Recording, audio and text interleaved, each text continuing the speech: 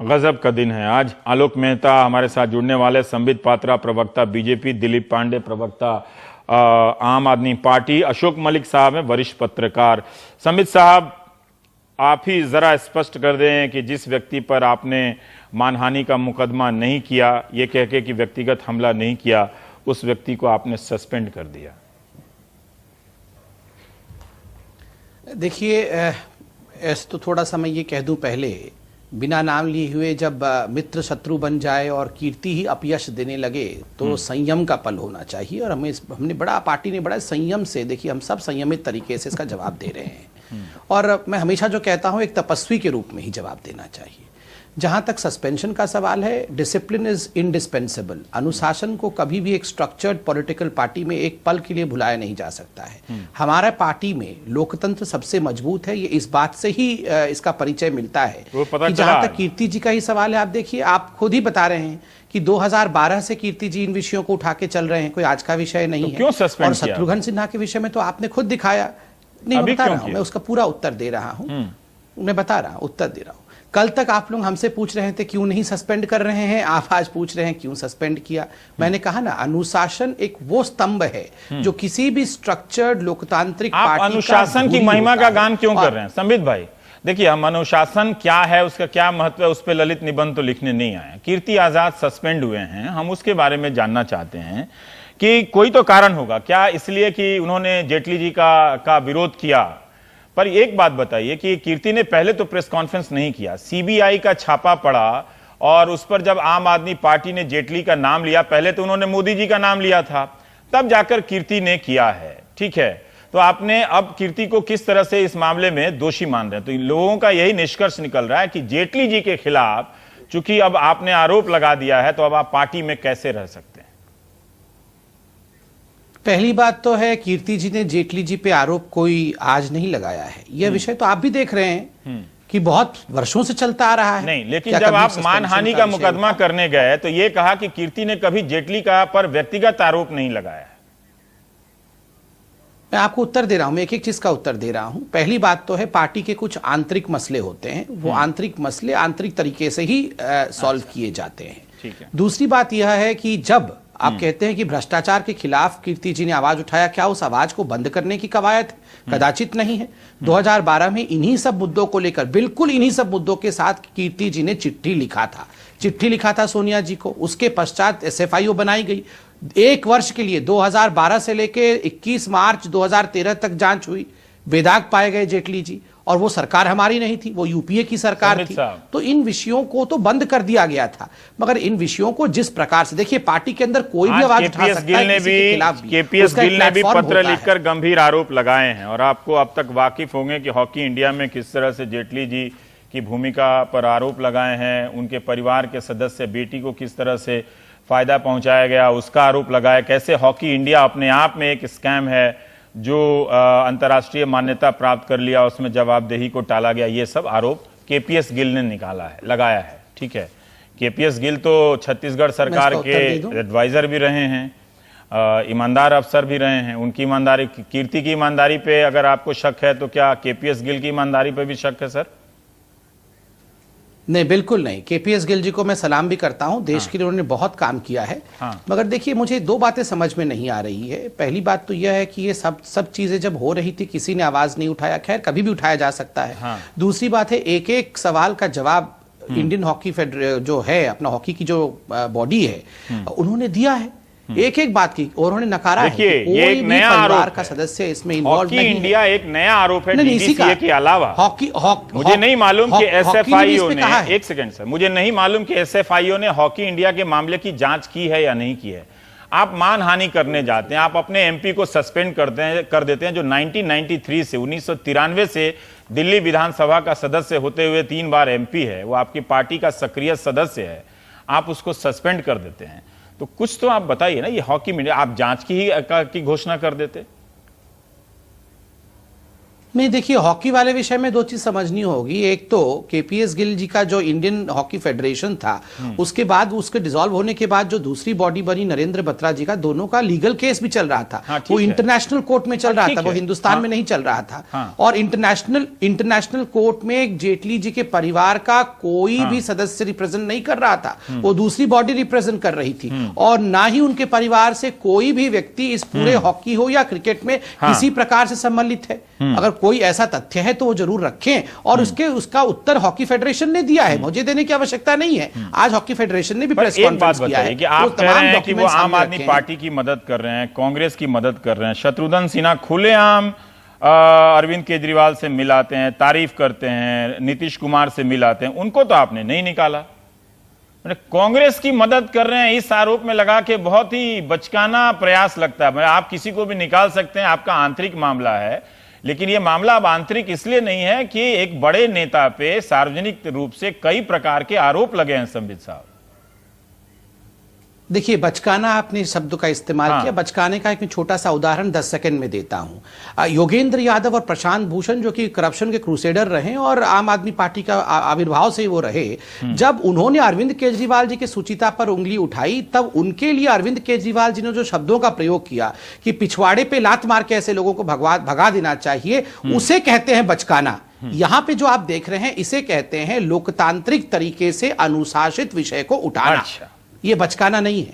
मतलब आपके हर सवाल का आपके और कांग्रेस का यही जवाब है कि आपने पहले क्या किया है या कांग्रेस ने पहले क्या किया है। पर दिलीप पांडे जी, आप भी बताइए, अच्छा सवाल है। एक तो इन्होंने योगेंद्र यादव और प्रशांत भूषण का जिक्र किया, और दूसरा वो जब तोमर साहब का मामला आया था तब तो आपने उनका अंत तक बचाव किया। जब तक अदालत ने ये नहीं कहा कि इनको जेल भेजो, तब तक आपने उनका इस्तीफा नहीं लिया था। आप लोग इस्तीफा मांगने पहुंचे थे।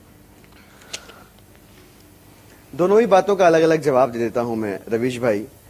जो पहली बात कही संबित जी ने कि योगेंद्र यादव और प्रशांत भूषण को जिस प्रकार से निकाला, और जब उन्होंने अरविंद केजरीवाल की शुचिता पर प्रश्न चिन्ह खड़े किए, योगेंद्र यादव और प्रशांत भूषण का जो प्रश्न था वो पार्टी के अंदर के लोकतंत्र को लेकर का था।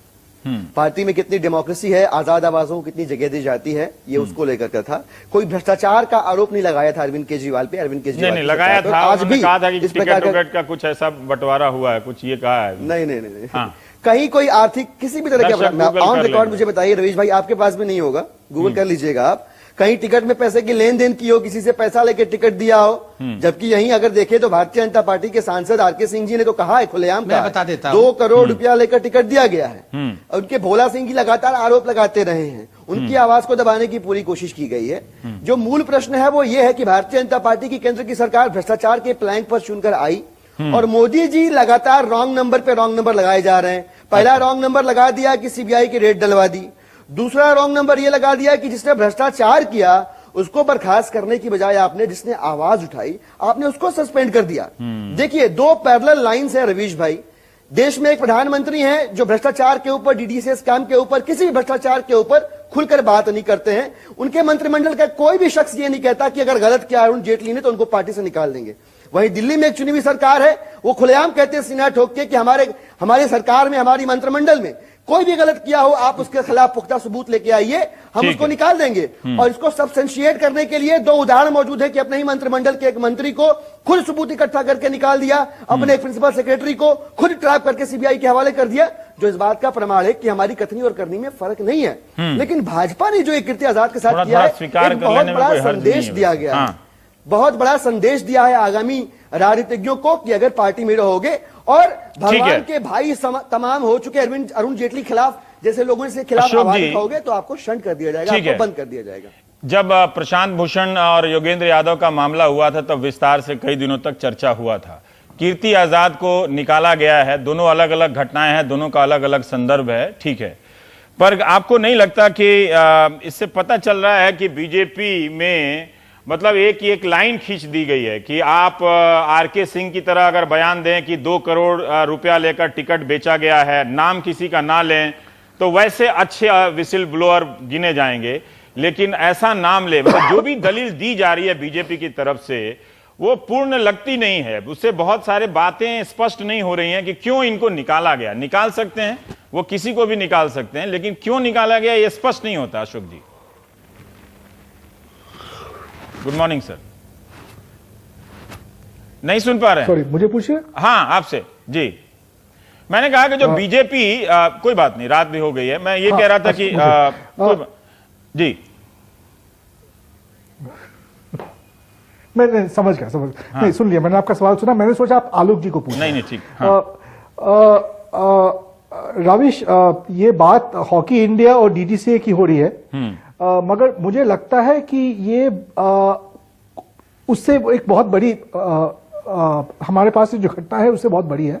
वो बीजेपी की अंदरूनी राजनीति के बारे में है। ये बिहार के बाद जो बीजेपी में एक उछल पुछल हुई है और जहां लोगों को लगा है कि कहीं बीजेपी की गाड़ी कहीं रुक गई है या ठहर गई है, ये उसका एक इम्पैक्ट है बीजेपी में। मैं ये भी कहूंगा कि अगर बीजेपी बिहार जीत जाती तो शायद कीर्ति आजाद और शत्रुघ्न सिन्हा ऐसे नहीं बोलते, क्योंकि पॉलिटिक्स में भी, राजनीति में भी लोग एक अपॉर्चुनिटी, एक मौका ढूंढते हैं, तो उन्होंने भी एक मौका ढूंढा।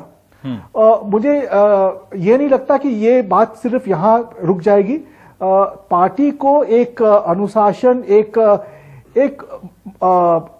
डिसिप्लिन वापस लाना और एक मोमेंटम वापस लाने के लिए शायद और भी कुछ करना पड़ेगा। मैंने आप कह रहे हैं कि ठीक किया निकाल के कीर्ति को, कीर्ति आजाद पे रुकेगी, मुझे नहीं लगता। क्या आपको लगता है कि कीर्ति को निकाल के सस्पेंड करके ठीक मैंने किया? ये नहीं कहा कि ठीक किया कि गलत किया। नहीं, हम थोड़ा सा समझना चाहते हैं अशोक जी कि अगर कोई भ्रष्टाचार का आरोप लगा दे और बड़ा आदमी पर आरोप लगाए तो उसका क्या पैमाना होना चाहिए?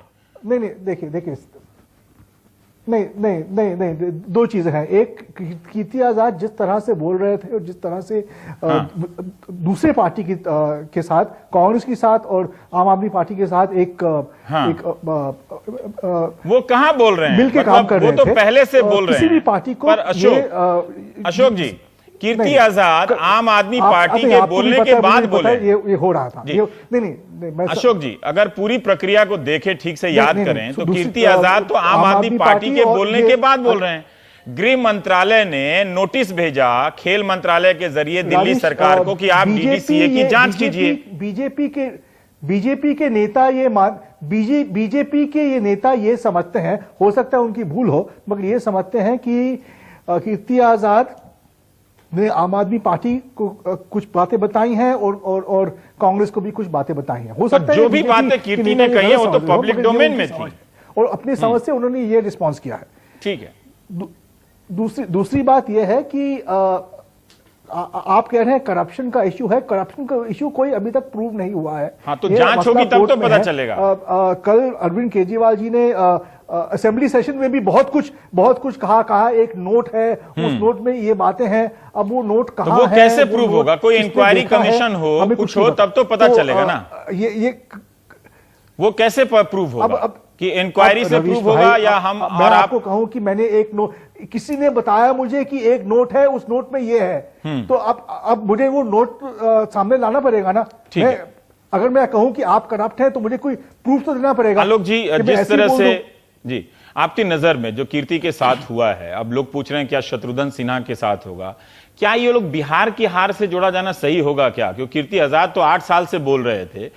उन्होंने तो तब बोला जब एक मौका आया, जब वो वहां पर सीबीआई का रेड हो गया, आम आदमी पार्टी ने मोदी से शिफ्ट होकर जेटली को निशाना बनाया, तब जाकर कीर्ति ने ये बात कही। उसके पहले तक तो वो भी नहीं बोल रहे थे। तो बिहार चुनाव से जोड़ना, अंदरूनी कलह से जोड़ना, या ये कीर्ति की अपनी लड़ाई?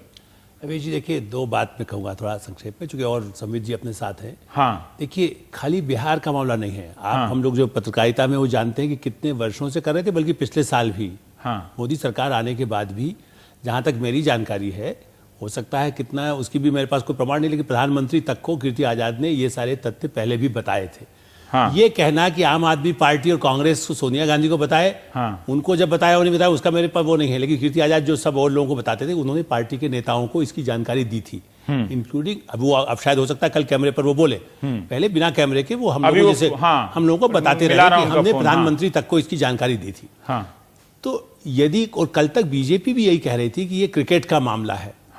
सुब्रमण्यम स्वामी ने भी कहा कि क्रिकेट का मामला है, क्रिकेट उनकी पर्सनल ड्यूटी है जेटली जी की, तो वो जाने, पार्टी को इसमें नहीं पड़ना चाहिए। लेकिन फिर भी नहीं, सुब्रमण्यम स्वामी थोड़ा गोलमोल बोल रहे थे, मतलब वो तो जेटली को हटाना चाहते। मैं इस पर भी ज्यादा, मैं ये लड़ाई कीर्ति आजाद और जेटली जी की थी, ये भी मान सकता हूं, लेकिन कहीं भी कीर्ति आजाद का ऐसा बयान संबित जी या और मित्र अपने नहीं दिखा सकते जिसमें उन्होंने सीधा सरकार पर या संगठन पर आरोप लगाए। अभी आपका विषय यह है कि कीर्ति आजाद को सस्पेंड करना कहां तक उचित है। उन्होंने ये अदालत या उनकी पार्टी नेता तो किसी को बर्खास्त कर सकती है, वो अलग बात है। हाँ। लेकिन इस मुद्दे में जिस पर आरोप जिन पर लगाया गया कि वो मिले हुए हैं, वो बातें वो पहले कहते रहे, पार्टी वालों को भी कहा उन्होंने। तो यदि वो सरकार पर, यदि वो कहते वित्त मंत्रालय में घोटाला है, पाकिस्तान और गौमांस को लेकर लोग बयान दे रहे थे, तब आलोचना हो रही थी, तब बीजेपी के नेता कह रहे थे कि हम उन्हें निकाल तो नहीं सकते, समझा ही सकते हैं। लेकिन यहाँ वो क्रिकेट पर बोल रहे थे। वो यदि वो कहते वित्त मंत्रालय में घोटाला हो रहा है, जैसा आम आदमी पार्टी बोलती है, या मोदी जी गड़बड़ कर रहे हैं, तब उनको निकालने पर आप और हम डिफेंड नहीं कर सकते थे। लेकिन ये सही है कि इस मुद्दे पर संगठन से निकालना, और ये आप प्रवेश जी बिहार को जानते हैं, और उस पीरियड को शायद संबित जी ने उस समय नहीं देखा है। भागवत आजाद ही नहीं, कितने ही कांग्रेस के नेता खुल करके पार्टी इंदिरा गांधी तक की आलोचना करते हुए मैंने ऐसी सेशन सुने हैं। इंदिरा गांधी सामने बैठी होती थी मंच से नीचे, और मंच पर लोग बोलते थे। बीजेपी में भी सुंदर सिंह भंडारी और अडवाणी जी के विवाद सबको मालूम है, तो वो तो ताजे हैं। लेकिन अब दौर बदल गया, आप ये कह रहे हैं। अब दौर बदला है जिसमें ये पूरी जैसे अभी कहा अशोक जी ने, बिल्कुल ठीक कहा, राजनाथ जी ने उसको फॉरवर्ड किया। फॉरवर्ड करना ही उससे साबित होता है कि पार्टी में धारा थी। बीजेपी बात नहीं करेगी। होम मिनिस्ट्री ने क्यों फॉरवर्ड किया दिल्ली सरकार और जेटली जी को कीर्ति कह रहे हैं कि सीबीआई ने नोटिस भेजा है 4-4, फिर उस पे बीजेपी क्यों नहीं कह रही कि सीबीआई नोटिस नहीं भेजा, या सीबीआई क्यों नहीं कह रही? और कल का उदाहरण देखिए, हाँ। कल संसद में भाजपा के सांसद शांत भाव से बैठे रहे जब पूरे कांग्रेस अटैक कर रही थी लोकसभा में, और उस समय खाली जेटली जवाब दे रहे थे और कीर्ति आजाद उन पर अटैक कर रहे थे, तब सांसद भी बैठ के मजा ले रहे थे।